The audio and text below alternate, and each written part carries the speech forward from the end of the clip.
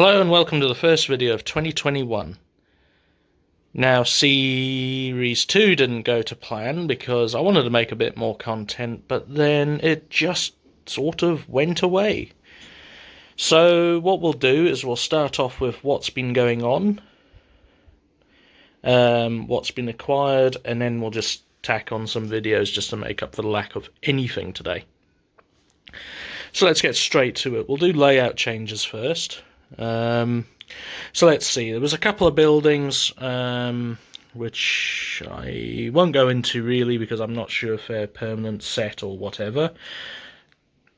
The road itself, the back street, has changed from a layer of rather inadequate tape coloured in vaguely to this new. We've just changed it to the watercolour paint. Just literally put some watercolour paint down on the felt, and that's worked so much better. It's a bit dark, but that's okay. It just gives the impression that it's seldom used or it's just been put down or whatever.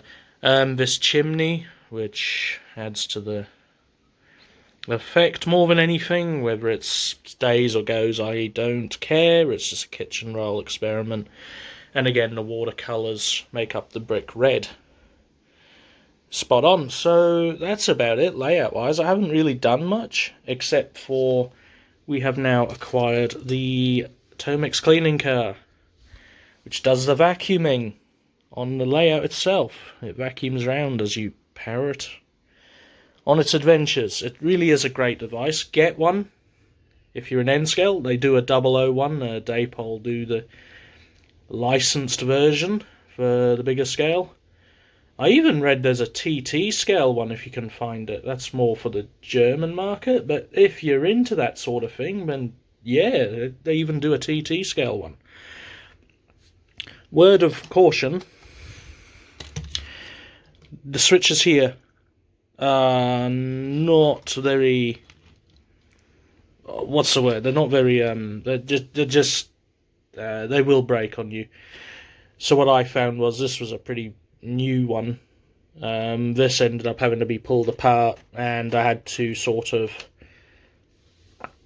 rearrange the circuitry involved so it bypassed the switch.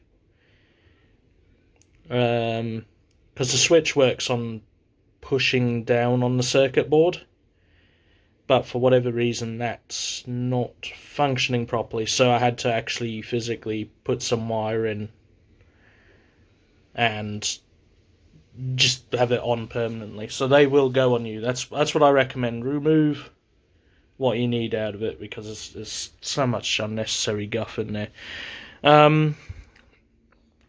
Yeah, there's a DE10 waiting for the coupler and coupler mechanism to go in. The front end's been done. That was missing as well, but that section has been done. Up here we have a 3D print experiment that has not functioned properly. Basically, it was a wagon design, and the idea was it was going to use all my spare axles and wheel sets, but that hasn't eventuated because unfortunately the bogies don't really appear to situate the axles very well, so that's not a thing anymore, unfortunately. There's two DD54s. I'm not sure if I covered that previously, but there's two of them now.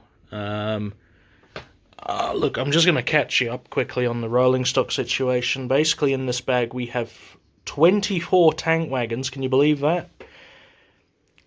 Absolute bargain from Queensland. And the other bargain from Queensland is the E353, which we will see later on in the video. Fantastic set. Probably one of my all-time chasers of 2020. Ever since that set came out, which I believe might have been 2019, I have wanted some, but I was very fortunate to get a complete set. So a complete set consists of 9 plus 3. So what that means is you'll have a set of 9 in an EMU set, and then there's a smaller, shorter consist of 3 in an EMU set. And that's fascinating. It's fantastic. It looks good. It looks angry. That's the purpose of the thing. We'll be showing video of that later. It's fantastic. I cannot get enough of it. We were having a fun experiment not long ago. They now do Dingo Lager tins. So I cut the logo out of one and I propped it against the grain tank over there for a laugh. Because in Fremantle they have the Dingo Flower Building. Same logo. I'm not sure what the connection is between this company and Dingo Flower, but it's a very well-known name in WA for sure. And yes, anyway, but I digress. So basically, as far as this layout goes, all we're going to do for 2021 is we're going to try and make some consolidation on what we're doing building and industry-wise. Probably not a whole lot I can do at the moment, because again, that relies on the stock I find and how good the work is this year, because I had a bit of a blinder at the end of last year, which was very fortunate. I fancied a break. I got a break, and a gaming PC is getting built thanks to it. So that means I'm nearly out of money. So I must go back to work again shortly. But that's fine. Stuff doesn't really fully kick off till February, so a day now and again's fine. We're going to... Yes, so that's pretty much the plan for this year, is this try and get this layout going. But also, we have two green tubs down there, full of Unitrack. This one full of double track, this one full of points and single track and other assorteds, if you like. Now, the thing with this was, this one came up as a result of an advert locally. Basically, there is a YouTube channel of this layout in action. If I remember to, I shall link to it in the description below. If I don't, shout at me until I do.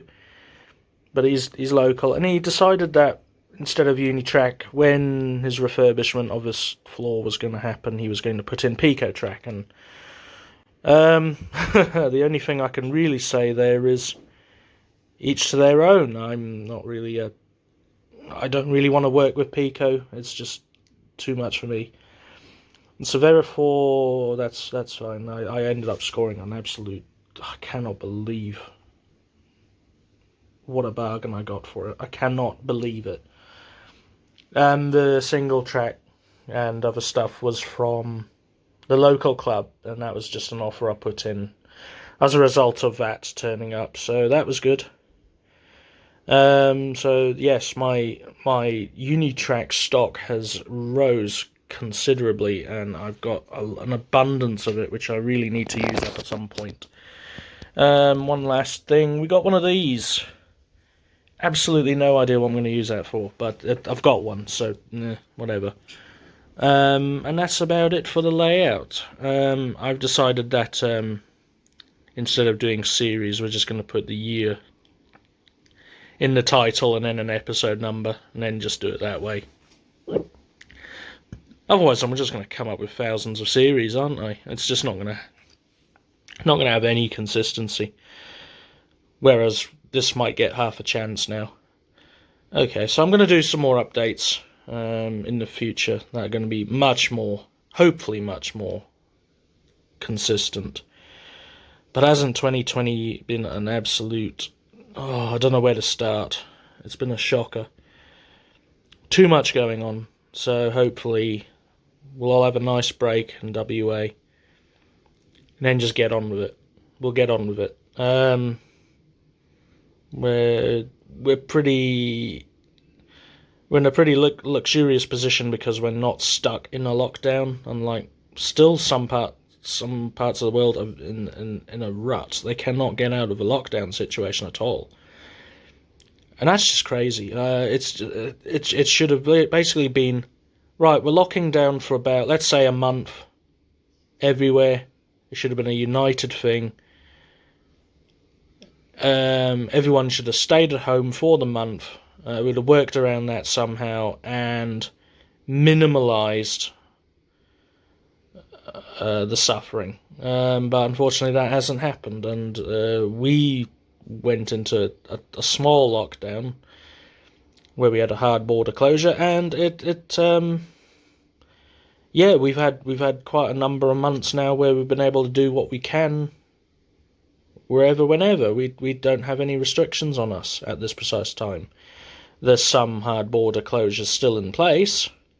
That's because places that have been a bit more complacent have literally had cases spring up now and again, and we've had to close down. That's fine. It's all good. I mean, I'd rather the whole thing was bloody eliminated, personally, the whole virus, and the vaccines are coming out. So this year, yes, it's going to be an interesting year. Hopefully, a better year, and that just means trade and holidays start coming back again. Speaking of trade, I suppose I better make this more relevant to what the hell I'm talking about again.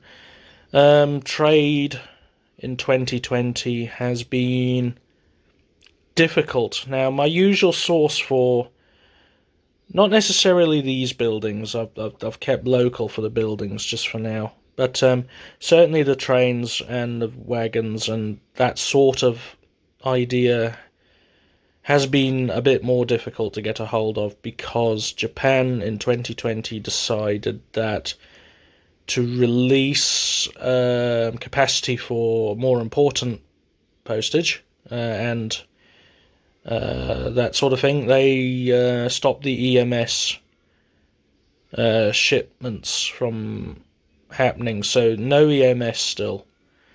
I'm kind of hoping they're going to revisit that soon.